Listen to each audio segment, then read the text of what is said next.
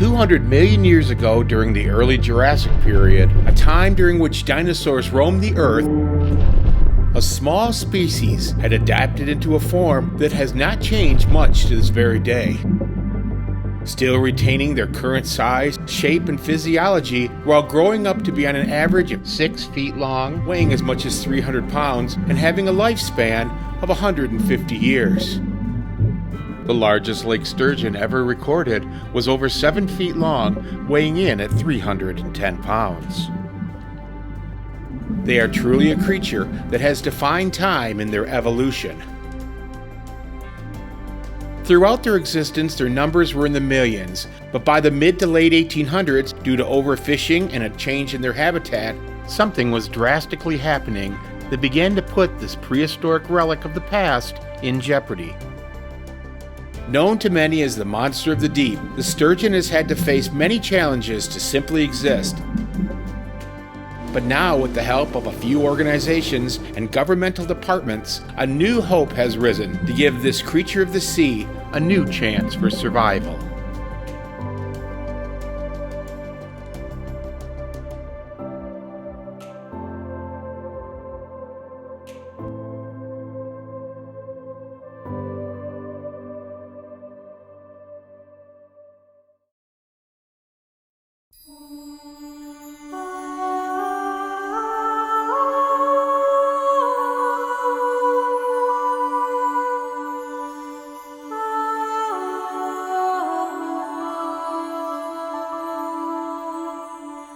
In the spring or early summer, lake sturgeon begin their migration upstream in swift-moving rivers to spawn. Females can release between 50,000 and 700,000 eggs that are fertilized by nearby males and then attached to rocky surfaces. These eggs will hatch within 5 to 8 days, beginning the new life for the lake sturgeon. Lake sturgeon have been around since the time of dinosaurs. Scientists have found fossil records of lake sturgeons from the same time period as dinosaurs, so that's how we know they've been around for that long. And they still have a prehistoric appearance to them.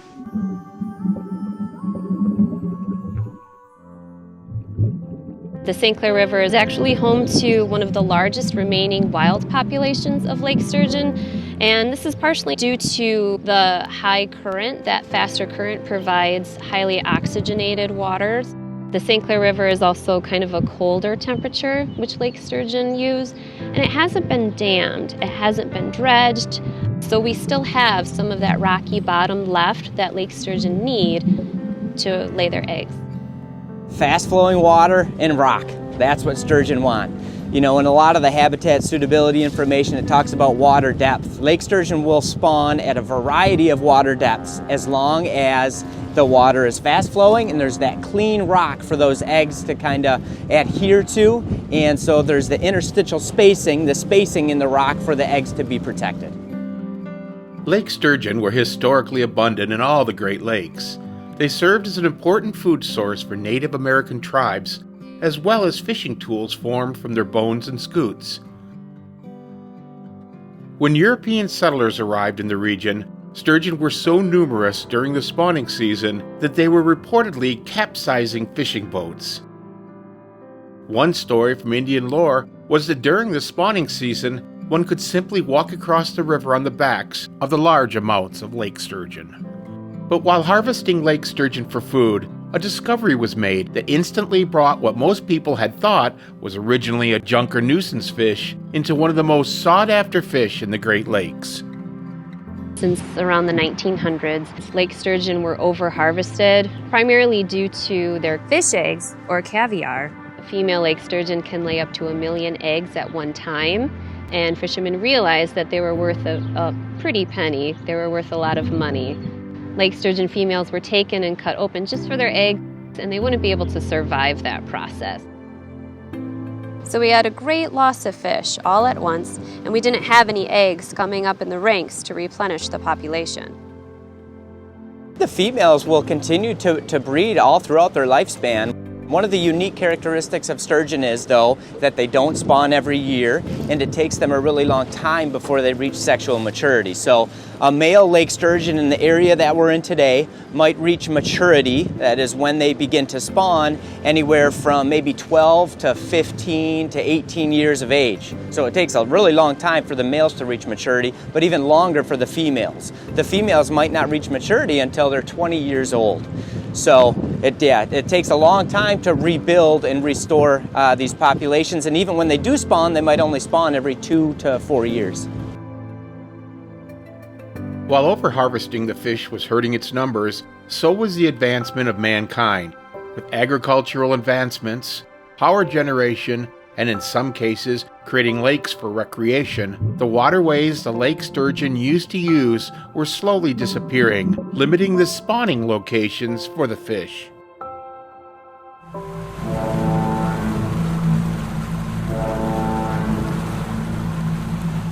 So during the time when Great Lakes shipping was experiencing a boom, humans decided that it would be beneficial to channelize rivers that lake sturgeon were using, and they would dredge out the rocky bottom so that it didn't disturb boats. But when they removed that rocky bottom, what they didn't realize at the time was they were removing the very spawning grounds that lake sturgeon need for their eggs to hatch. When we lost that rocky bottom, we lost the habitat for eggs, we lost lake sturgeon. The St. Clair River hasn't been dammed, it hasn't been dredged, so we still have some of that rocky bottom left that lake sturgeon need to lay their eggs.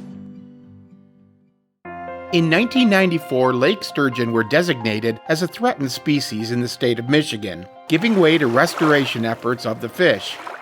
With fines as much as $1,500 for each fish illegally taken or possessed, with a possibility of jail time, the race was on to catch the large amount of poachers who were hiding out by lakes and streams that the sturgeon used to migrate and spawn in.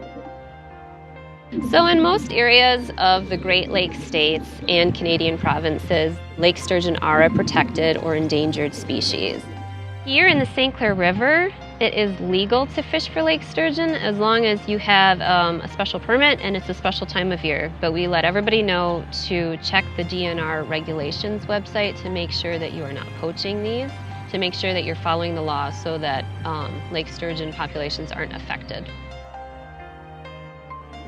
Poachers and dams were not the only threat to the lake sturgeon. Originally observed in Lake Huron in 1835, the sea lampreys were originally held at bay by Niagara Falls, which served as a natural barrier confining sea lampreys to Lake Ontario, preventing them from entering the remaining 4 Great Lakes. However, in the early 1900s, improvements to the Welland Canal, which bypassed the Niagara Falls, provided a shipping connection between Lake Ontario and Erie, allowing the sea lampreys access to the rest of the Great Lakes. A single female lamprey can produce as many as 100,000 eggs.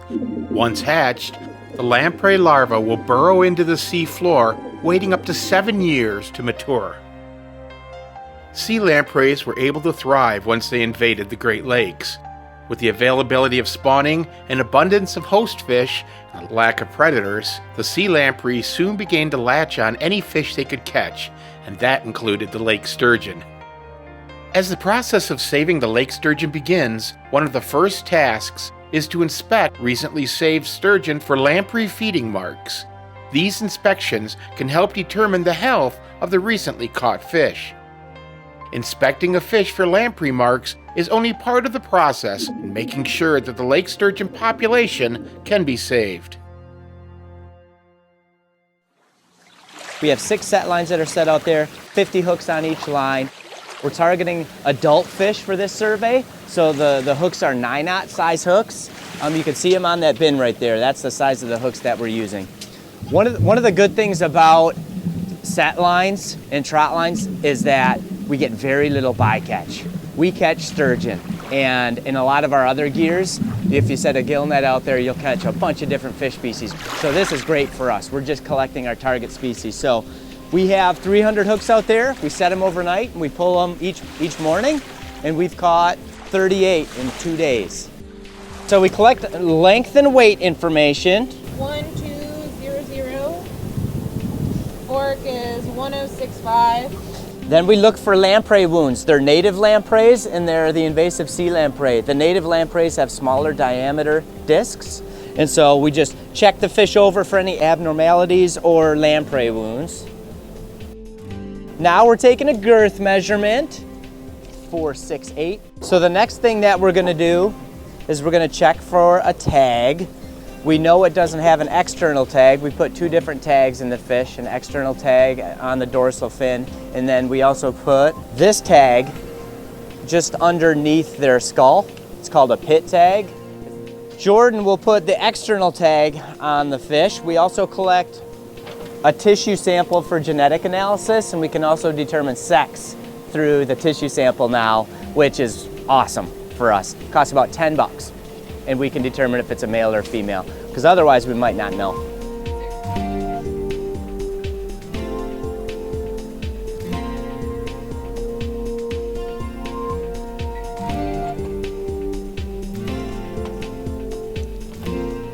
We check it to make sure it didn't bust. Nope, there's the number. It's a unique 15-digit number. There's not another pit tag number like that out there. So we know it's unique to that fish. These programs by the Fish and Wildlife Services, along with the Michigan Department of Natural Resources, were designated to give the lake sturgeon a fighting chance for survival, and have become a yearly event here in St. Clair County. Fortunately, following ongoing research and conservation efforts, there are positive signs that the lake sturgeon population are slowly recovering, bringing a new hope for the survival of the fish. But along with research comes awareness programs and educational efforts to tell the story of the lake sturgeon. Organizations such as Friends of the St. Clair River have worked hard presenting both awareness and educational programs to the general public, keeping the efforts to save the fish front and center. We've been involved with the Friends of the St. Clair River for over a decade now, and primarily it started with the Blue Water Area Sturgeon Festival. Taking them out on our boat, kind of showing them the work that we do, and from there the partnership has just blossomed into many more activities every year that take place. My job is to support all teachers, elementary teachers, in science and math. And when I heard that some of them were doing this project through Friends of St. Clair River, I kind of investigated a little bit and then got a hold of Melissa, and we started collaborating. Melissa has been working with the classrooms for quite a while before I even got there or involved in any of this. And so she had her lesson and everything down, and she just wanted to see what else we could do to improve the experience for the kids. One of the 5th grade standards for science are the human impact that we have in our ecosystems. And so the 5th grade's learning about the ecosystems, and they're learning about those human impacts from industry, from agriculture, from our personal use of the land, how that affects the land, the water. And so this was just a perfect culmination of an activity that they could do and learning the science, real world experiences that they're gonna get. It's kind of like a STEM, because it does bring science, technology, engineering, and math into it, but it's more of a place-based project where we take a place and we learn about that, and it's in our backyard. Well, the students this year were just excited to be running some water quality tests, because what I wanted them to do is run a test, have evidence, and then make a claim about what is happening on our river and in our lakes with the sturgeon. Is it a healthy place for our sturgeon to grow and to survive? And so through their experiments they were doing, they were seeing that the pH level is correct, the nitrogen level is correct, the phosphorus level was correct, and then there was a dissolved oxygen. So they got to see the levels in the lake and to see if the sturgeon was in the right zone for each one of those to survive. The students came up with great results. They're very consistent over the 2 days in all the classrooms that conducted them. So it gave us some confidence that yes, they were, the students had completed the test correctly and everything was wonderful levels for the sturgeon.